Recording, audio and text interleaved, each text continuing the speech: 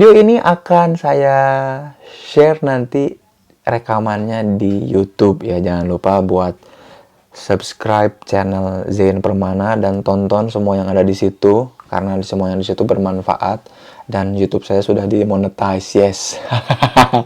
Dukung terus YouTube Zain Permana. Oke. Saya scrolling ke atas ya. Wah, banyak juga ya subuh ini. Alhamdulillah, terima kasih teman-teman yang udah bergabung ya, yang sudah membersamai saya untuk membiasakan diri tidak tidur lagi setelah subuh ya. Itu saya apresiasi banget, terima kasih. Gitu. Oh, ada Uni Adika. Halo Uni Adika. Ini rajin banget nih Uni Adika ya menyimak ya. Thank you. Kalau perempuan udah ada keinginan menikah, tapi setiap ada yang datang meminta atau ada yang diajukan oleh orang terdekat, selalu ada alasan untuk menolak. Apa yang harus diperbaiki ya relasi sama orang sekitar kita. Jadi kalau kalau ada yang ngedeketin, nah cek dulu nih ngedeketin kitanya apa ngedeketin lingkungan kita. Kalau ngedeketin kita ya memang kita harus kita tolak. Jangan, bahaya kita lagi digombalin, di PHP-in. Bukan gitu caranya. Dan dia berarti nggak ngerti cara yang betul dalam mendekati kita. Bukan gitu caranya. Bukan ngedeketin langsung, tapi ngedeketin relasi kita. Makanya tapi kalau kita masih nggak yakin dan kebawaannya tuh pengen nolak terus ya, kita harus perbaiki dulu sama relasi kita. Kita perlu dulu mengevaluasi relasi kita. Ide punya nih saya relasinya, proses punya nih saya relasinya, action punya nih saya relasinya. Tapi yang ngomongin relasi belum punya. Nah, yang kayak gitu yang harus dideteksi. Gitu Uni Adika ya. Itu dulu yang harus diperbaiki, relasi dengan lingkaran-lingkaran terdekat, lingkaran yang mulai terluar dari diri kita, lingkaran yang mulai terluar lagi, itu yang harus dibenahi, direnovasi. Istilah saya itu direnovasi. Halo Dam, wah ada Adam nih. Kalau ngomongin orang termasuk ke relasi ya. Ngomongin orang lain tuh ngomongin relasi. Tahu nggak ya, gue tuh kemarin ketemu sama dia, itu lagi ngomongin relasi. Bukan ngomongin ide, bukan ngomongin proses, bukan ngomongin action, tapi lagi ngomongin relasi. Ya, ngomongin orang tuh ngomongin relasi. Kalau nasihat masuknya kemana? Tergantung isi nasihatnya. Isi nasihatnya apa? Kalau isi nasihatnya supaya kita banyak kerjain sesuatu, banyak action, yaitu ke action. Kalau isi nasihatnya soal ide, tentang cita-cita, tentang masa depan, tentang konsep, itu ide. Kalau nasihatnya tentang bagaimana cara melakukannya, apa yang harus dilakukan, itu proses. Kalau nasihatnya tentang memperbaiki relasi, di relasi. Jadi gimana konten nasihatnya? Kang kalau misalkan sudah terlanjur mendekati, langsung minta maaf sama orangnya, menjauh. Ya. Jadi saya selama ini ternyata udah mendekati Raisa, udah dekat sama Raisa. Terus bilang ke Raisanya, Raisa ternyata saya salah langkah. Kalau ngedeketin langsung mah ini mah bawaan setan, bahaya. Maka saya akan tinggalkan kamu dulu, nggak akan ngedeketin dulu, saya deketin relasinya ya. Jadi boleh saya deketin papahnya Raisa, mamahnya Raisa, budeknya, tantenya, pamannya untuk nanyain soal relasi. Lewat situ. Gak boleh langsung, setan banget itu mah, sedang berkhalwat. Kalau udah tahu lingkaran relasi kita sendiri dan apa aja yang diobrolin, terus gimana Kang? Nah, terusnya nanti dong, nggak sekarang. Masa semuanya dikasih tahu sekarang? Nanti panjang banget videonya ya, ini juga udah panjang. Santai. Jadi saat ingin nikah, yang pertama dilakukan itu dulu aja. Jadi jangan tiba-tiba pengen loncat ke yang lain. Ya, Winas memang udah tahu relasinya apa aja. Udah yakin, udah firm. Itu dulu aja kerjain. Nanti kita lanjut ke sesi selanjutnya ya. Bisa di Hey Academy, bisa di Anissa Community mungkin, bisa di Filosofi Ruang Hati. Kang mau nanya nih, gimana cara melamar si X jika kita udah mencari tahu segala sesuatu relasi? Ya melamarnya ke orang tuanya lah. Kalau udah semuanya dilakukan, proses-proses itu udah dilakukan, ya tinggal ke bapaknya bilang, mau ngelamar tanggal sekian, apa kalau ternyata hari itu juga bisa dilakukan, ya hari itu bisa dilakukan. Kayak dulu Rasul kan, ketika Umar menawarkan Hafsah, anaknya beliau Hafsah, Umar bilang, ya Rasul, aku punya Hafsah nih. Dia sendiri sekarang, gini. Beliau, engkau berkenan nggak? Terus Rasul bilang, iya, aku berminat untuk menjadi suaminya. Langsung ijab kabul di situ. Kalau udah cari tahu semuanya, udah langsung ke orang tuanya lah. Belum dekat sama calon, gimana tuh? Belum ada calonnya. Iya, gini, kalau belum ada calonnya, benahi dulu relasinya. Nah, ketika kita membenahi relasi dan udah mengevaluasi dan udah memetakan relasi kita sama yang ada di sekitarnya, biasanya Allah tuh akan mendekatkan. Dan relasi kita tuh pasti akan digerakkan untuk mencarikan. Itu otomatis. Wa ankihu ayyama minkum itu termasuk salah satunya melakukan itu. Kang, menurut Kang Zen, single dijodohin sama Juda gimana? Saya pernah dengar sekufu. Sekufu itu, konsep sekufu itu bukan single sama single. Bukan S1 sama S1, bukan itu. Sekufu itu bukan dalam hal itu. Sekufu itu dalam keimanan dan ketakwaan sama Allah. Sok, coba gimana ngukurnya? Bisa nggak ngukur sekufu?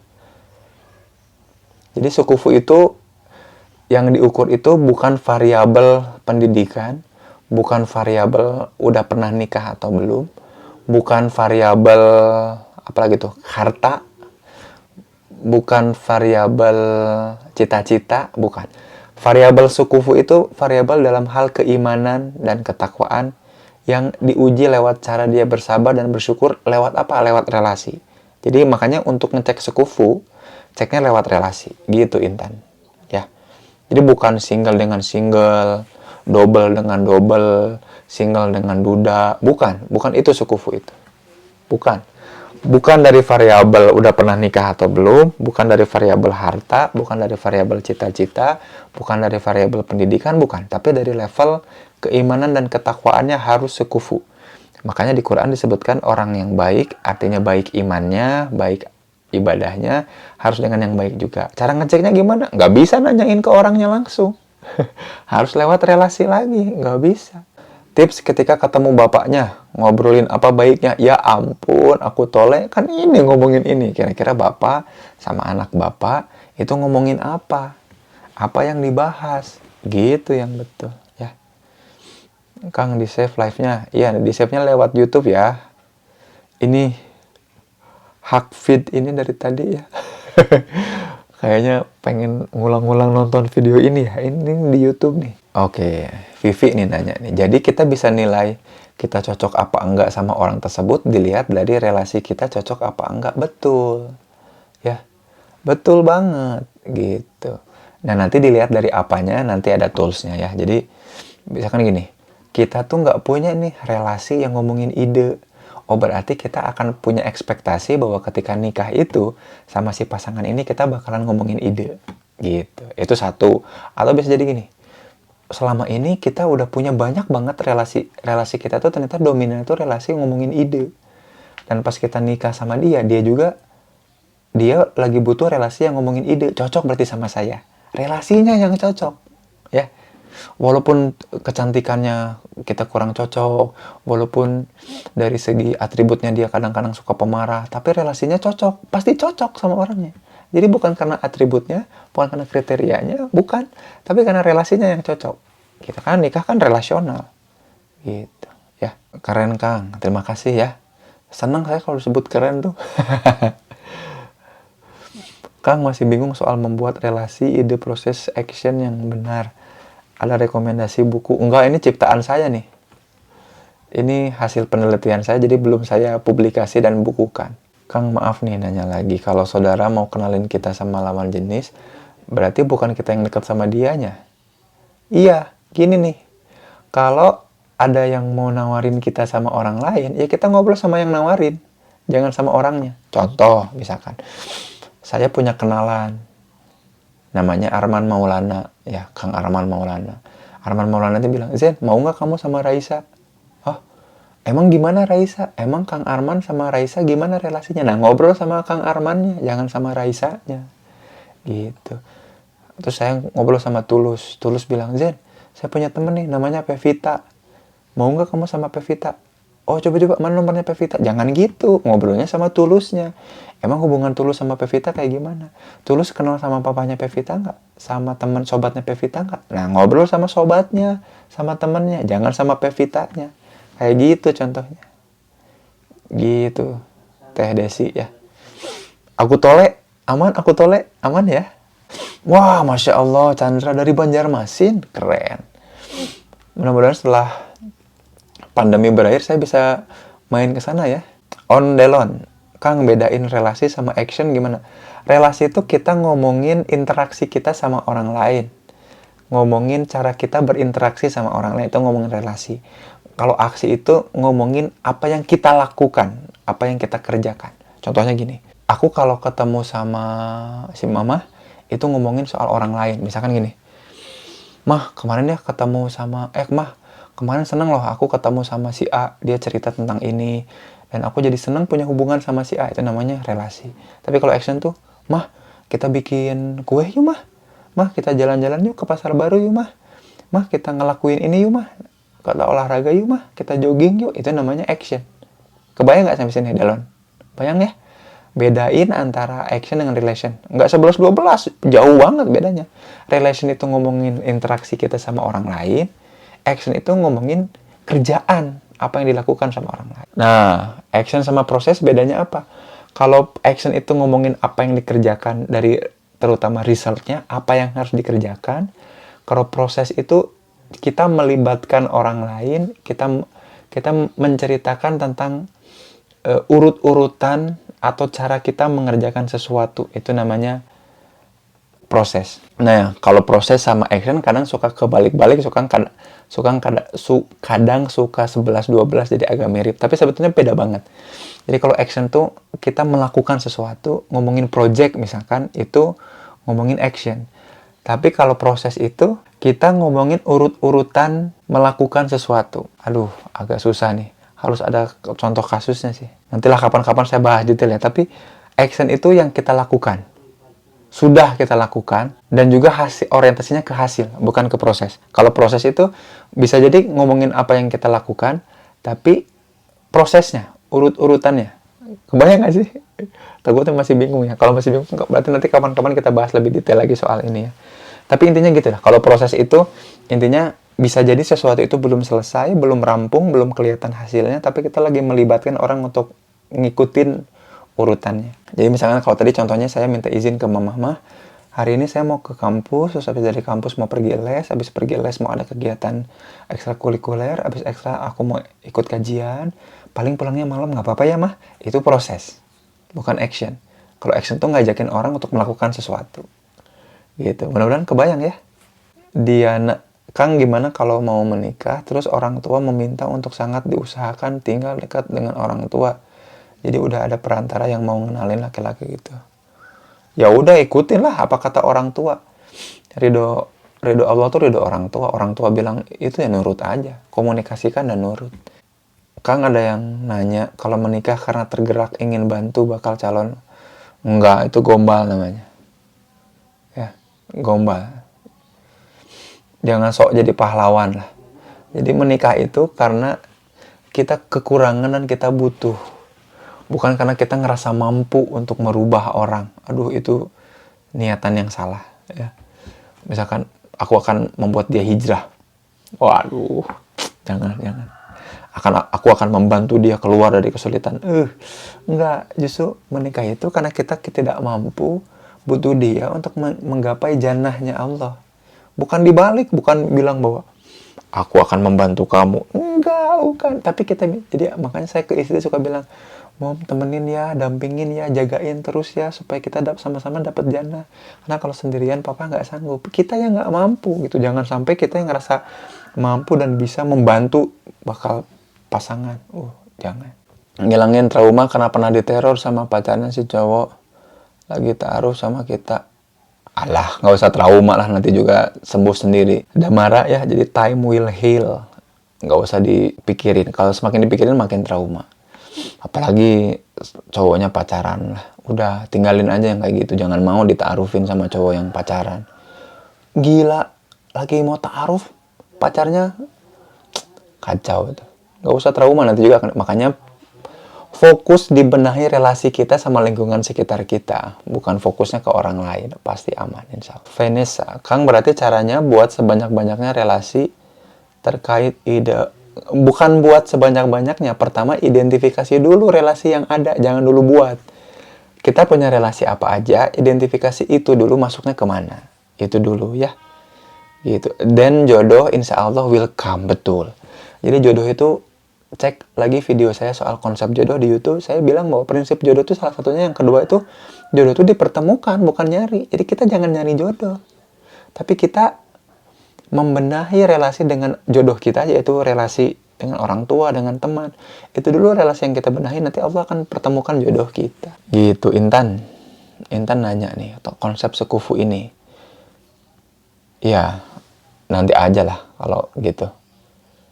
Banyak yang mau ditanya, tapi nggak tahu gimana cara mengungkapkannya. Aduh. Setiap hari saya akan live di Instagram ini ba'da subuh.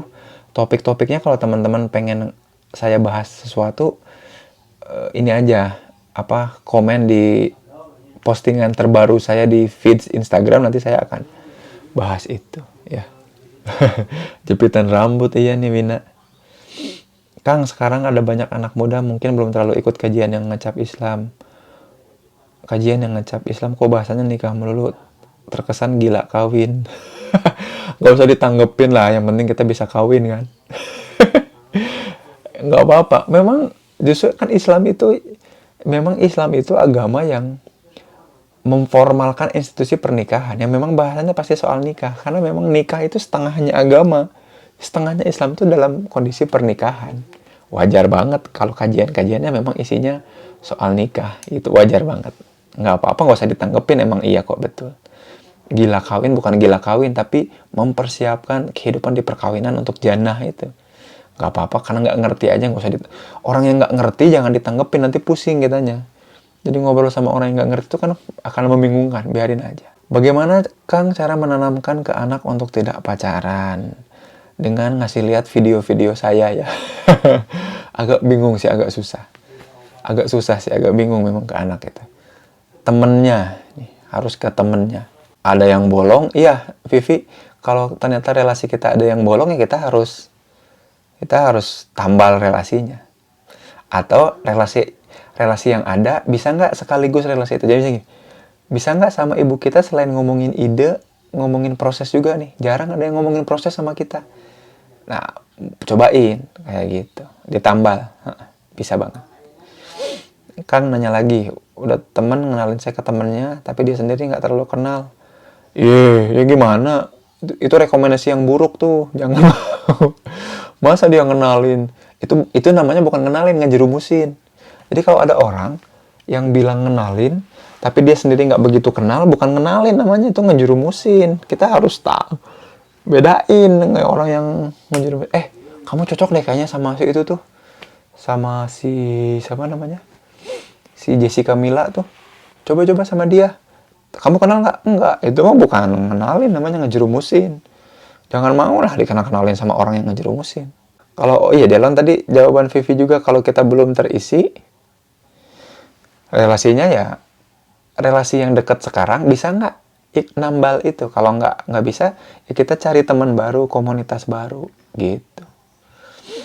Nuhun Kang, mencerahkan banget. Iya, mencerahkan tuh karena mungkin tampilan ininya cerah.